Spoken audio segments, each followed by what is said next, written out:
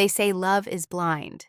But in my family, love wasn't just blind, it was unwelcome unless it came wrapped in a tailored suit, carried a leather wallet, and had the right last name.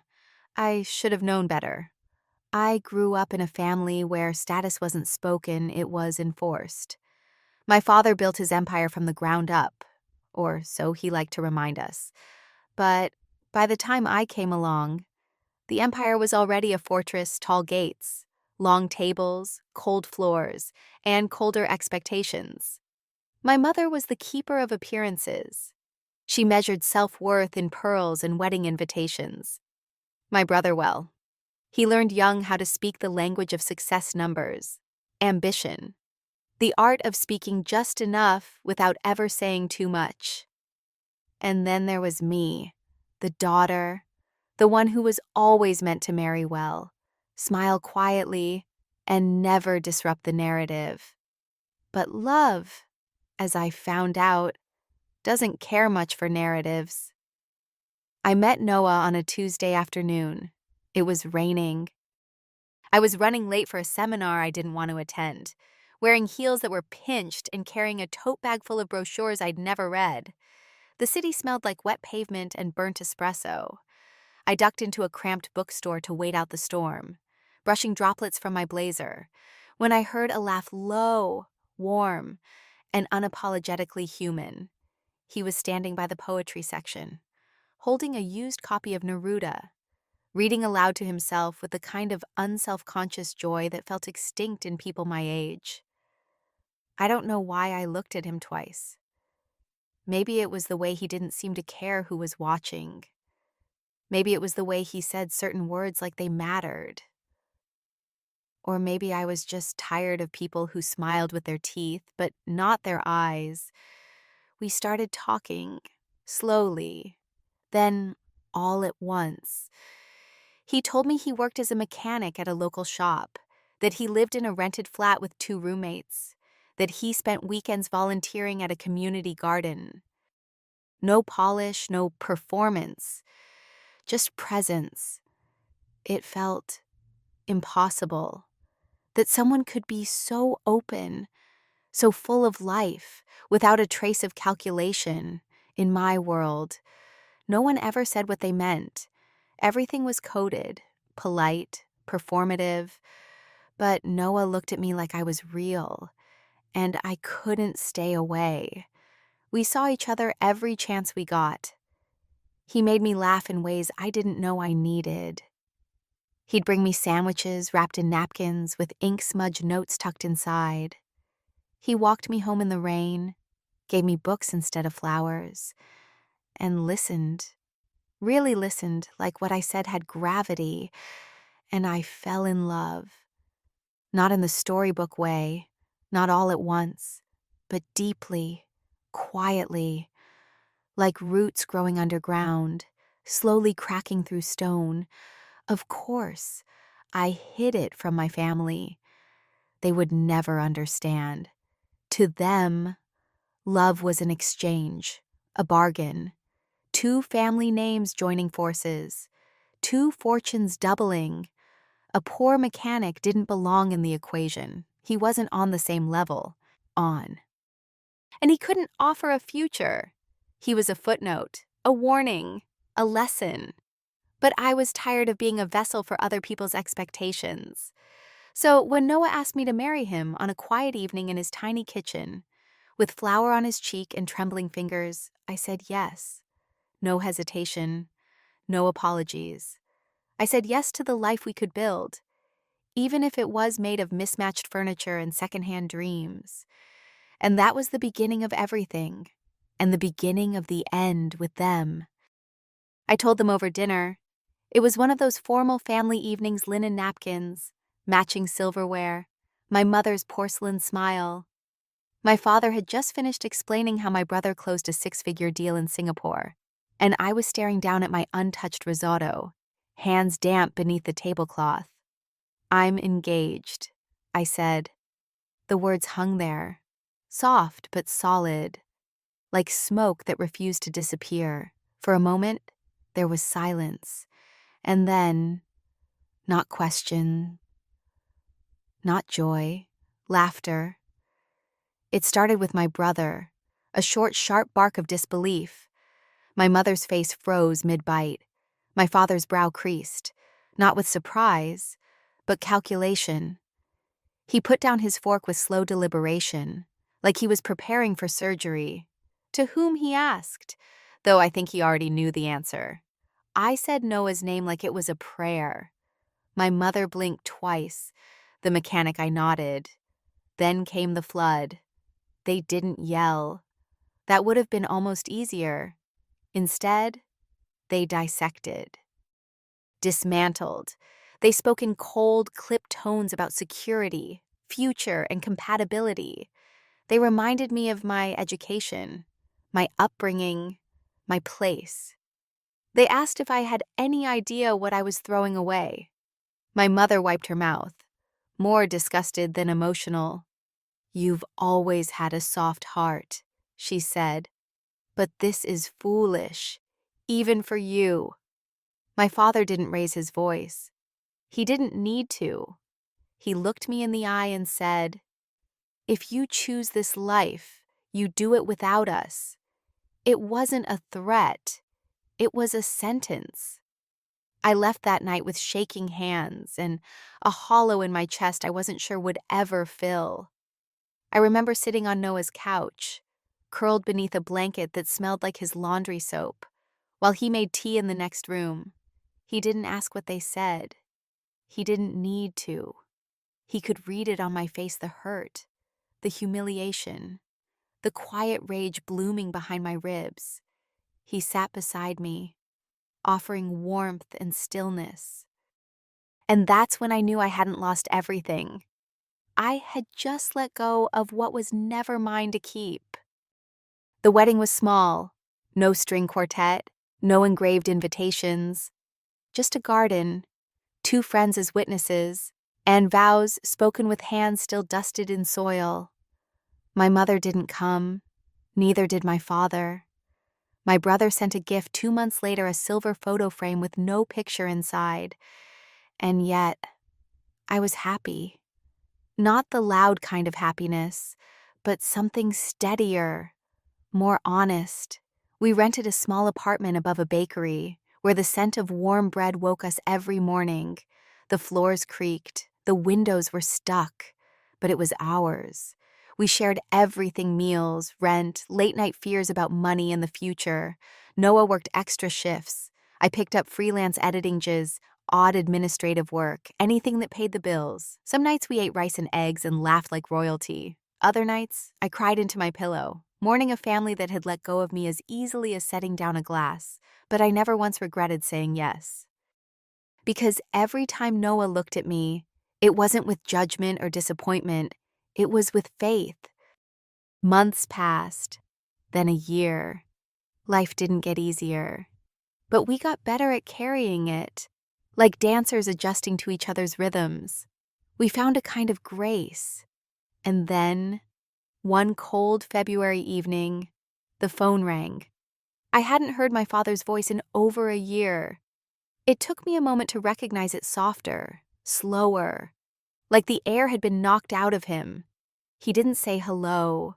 He just said, "We need help." The last time my father had called me, he told me not to come back. Now, more than a year later, his voice cracked through the phone like a window hit by a stone. "We need help." That was all he said. No context, no warmth, just 4 words that weighed more than 1,000 accusations.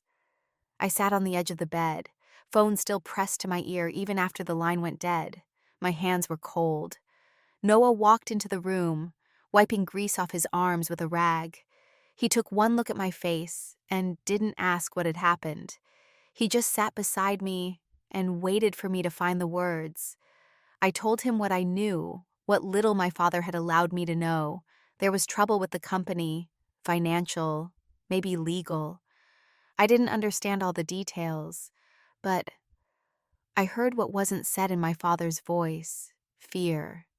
Noah nodded once, quietly, like someone who'd seen a storm cloud long before others noticed the wind change. Then, without hesitation, he said, "Let's go," just like that. No resentment, no conditions, no smug satisfaction, just willingness. The drive to my childhood home felt longer than it was. I hadn't been back since the night I walked away, but everything looked the same: the manicured hedges, the pristine stone columns, the gate that buzzed like it was filtering worthiness. We were let in without delay. But the man who opened the door, the housekeeper I remembered from childhood, didn't meet my eyes. The house smelled like silence, not peace, just absence. Something had been drained from it. My mother was sitting on the edge of the couch when we walked in, her spine straight, her hands folded tightly in her lap. She looked older, but it wasn't just age, it was erosion. My father stood by the window, staring out like the answers might be hiding in the garden. He turned when we entered. For a second, he looked straight through Noah, like his brain hadn't accepted the reality of him yet. Then his shoulders dropped, and he nodded stiffly at both of us. There were no pleasantries. No. "How have you been?" No apology. Just facts. The business was bleeding. My brother had made some catastrophic investment decisions under my father's name, trying to play big games with bigger sharks. Loans were defaulting, clients were disappearing, rumors of fraud were starting to circulate, and worst of all, there was an audit scheduled in less than 2 weeks. I sat there, listening, feeling like a guest in a home I used to live in, hearing about a life that used to be mine. Noah listened too, silently, calmly. He never once looked smug, never once pointed out the irony. When my father finished explaining, there was a long pause, and then Noah asked questions. Not emotional ones, practical ones, the kind of questions someone asks when they're not reacting, but already thinking about solving. I watched my father's face shift: confusion, then resistance, then reluctant curiosity. My mother said nothing, but her eyes stayed fixed on Noah's face, as if she were seeing something for the first time. Noah didn't promise to fix everything. He didn't overreach. He just asked for the documents, ledgers, reports, correspondence, and said, "I'll take a look." That night, we stayed in a guest room that used to be cold and impersonal, but it felt different now. I wasn't a child being watched. I was a woman standing beside a man who carried strength not in wealth, but in wisdom. I lay awake while Noah sifted through spreadsheets on his laptop, eyes narrowing at patterns, numbers, gaps. He muttered to himself, jotted notes on scraps of paper, and occasionally shook his head in disbelief. I watched him not the way I did when we first met, but with the quiet awe of someone realizing that love had been preparing me all along for this moment. The following days blurred into a cycle of action. Noah met with lawyers. He advised on restructurings. He drafted statements, offered transparency plans, and suggested damage control moves. He moved through my father's world like he had every right to be there, not arrogantly, but with assurance earned through hard years and real work. He spoke with the accountants like a colleague. He treated the assistants like partners. He navigated the mess like someone who had seen worse and survived it. And slowly, the ice began to crack. My father stopped talking down to him. My mother began offering coffee before he asked. My brother, he avoided eye contact. But the sarcasm in his tone started to dissolve. There was a day, late in the week, when I walked into the study and found my father watching Noah from the doorway. He didn't see me at first. He was just watching silently, intently. And I realized for the first time, my father wasn't just seeing a poor man who married his daughter. He was seeing a man who stood when everything else fell. Noah never once brought up the past. He never demanded gratitude. He never gloated or reminded them of how wrong they had been. He just helped. because that's who he was. And slowly, something began to shift inside me. A weight I hadn't even realized I was still carrying began to lift. The weight of shame, of rejection, of old wounds disguised as strength. We hadn't come to prove anything, but we had become undeniable. I don't know when the shift happened. It wasn't a grand moment, not a speech, nakai, not an apology written in trembling ink. No one dropped to their knees. No one begged.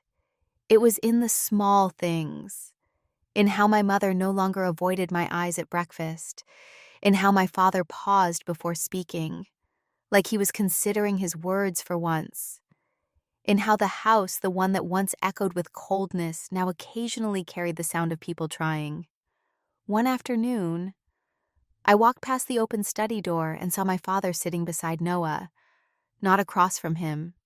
They weren't talking, not then, just reviewing documents side by side. There was something in my father's posture less guarded, more grounded. His hands weren't clenched. His jaw was softer. He was listening. It was the first time I'd ever seen him listen to someone without money, without power, without pedigree. I didn't interrupt. I just watched from the hallway, heart aching in places I thought had long gone numb. Later that day, my mother came into the kitchen while I was preparing tea. She lingered in the doorway like a shadow from another life. She didn't say anything for a while, just watch me cut slices of lemon, place them carefully on a ceramic dish. When she finally spoke, it wasn't with her usual poise. Her voice was brittle, fragile. "He's kind," she said. I didn't reply. I wasn't ready. Not yet. But something cracked inside me, and I knew she hadn't come to defend herself. She had come to admit what she could. That night, I sat beside Noah under the old oak tree in the back garden, the same tree I used to climb as a child, when I needed to escape from arguments or expectations. It hadn't changed much, but I had. We didn't say much. We didn't need to. The quiet between us was full of something better than words. He looked at me and smiled gently. "I think they're trying," he said, and I realized so was I. The crisis didn't vanish overnight. There were still long days, meetings, and decisions to be made. But the panic had lifted. The business began to steady. The worst had passed not because it fixed itself, but because someone had chosen to stand in the fire without flinching. Noah, the man they once mocked for having nothing, the man who gave them everything he could, simply because he loved me. I kept waiting for the moment when I would feel triumph, vindication, a righteous satisfaction at having been right all along. But it never came. What came instead was something quieter, sadder, even. I didn't want revenge. I wanted healing. One morning, I found my father sitting alone in the living room, holding a photograph of our family from years ago. A posed picture, perfect smiles, matching clothes, a lie, if I'm being honest. He looked up when he saw me, then set the photo down. There was something in his eyes I hadn't seen before. Not control, not judgment, just age and regret. I didn't know. He said, "It wasn't much. It wasn't enough. But it was real." I nodded. "I know. That was all." I didn't tell him how many nights I cried after they shut the door on me. I didn't remind him of the words that scorched like acid. I didn't say that forgiveness wasn't a doorway he could simply walk back through. Because this forgiveness, if it would come, wasn't for him. It was for me, so I could finally stop carrying the weight of being unchosen. We stayed for another week, long enough to help with the final details, to ensure things were steady, long enough to see that the foundation was no longer cracking beneath their feet. And when it was time to go, they didn't protest. Noah and I packed the car in silence, Not because there was nothing to say, but because the silence was sacred, earned. My mother stood by the door. My father hovered behind her. My brother shook Noah's hand, not out of obligation, but with quiet respect. Before we got in the car, my mother stepped forward. She didn't hug me, but she touched my arm lightly, like she was testing if the space between us could still be bridged. "Come visit," she said. It wasn't a plea. It wasn't a command. It was the beginning. As we drove away, the house faded behind us, swallowed by trees and time. Noah reached for my hand and held it loosely, like a tether to the moment.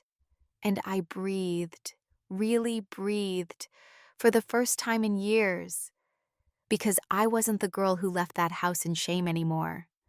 I was a woman who had chosen love and been right, not because it made me rich, but because it made me whole. We came home to our small apartment, and for the first time, it felt bigger, not in square footage or decor, not in anything you could measure, but in meaning. The sunlight came through the window just the way it always had, slicing across the floor in quiet angles. The kettle sang its soft, familiar whistle. The cushions on the couch sagged a little from the places we always sat. Nothing had changed, yet everything felt different. Because now, I didn't carry the silence of exile. I carried something lighter. Not forgiveness, not entirely. That would take time, but release, a letting go, of shame, of needing to be proven right, of waiting for people to become the version of themselves I had wished for.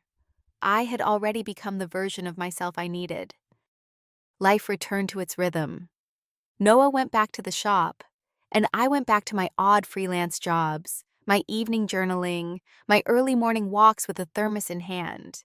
We still counted pennies, planned meals with care, saved slowly for things we once thought might never come.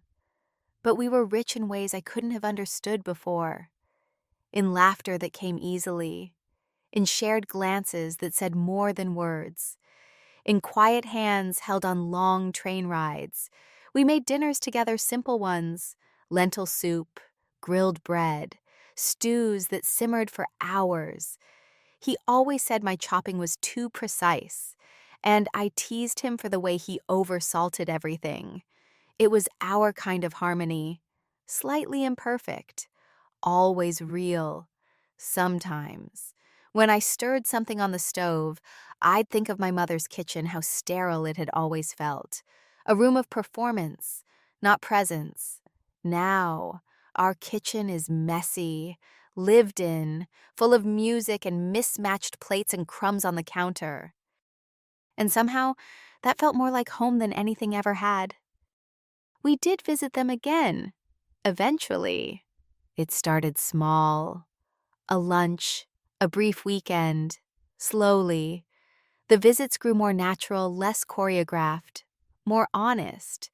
My father never said the words "I'm sorry," but he did things he never would have before. He asked Noah's opinion. He called him by name. My mother began mailing small packages, books, tea, little things she'd found by accident. At first I resisted, unsure whether to accept them.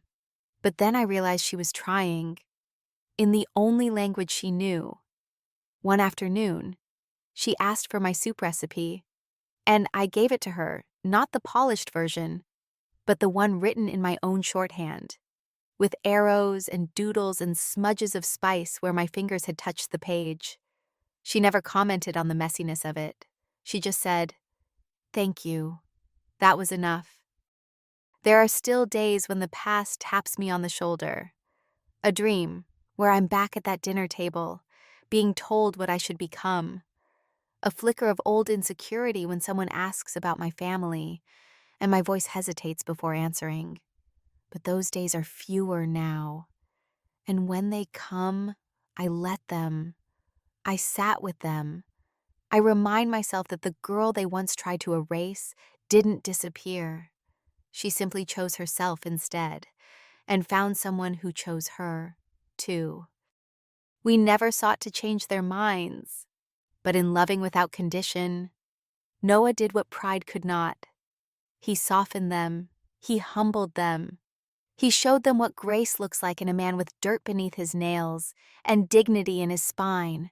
They mocked me for marrying a poor man, but he gave them something they couldn't buy, trade, or inherit.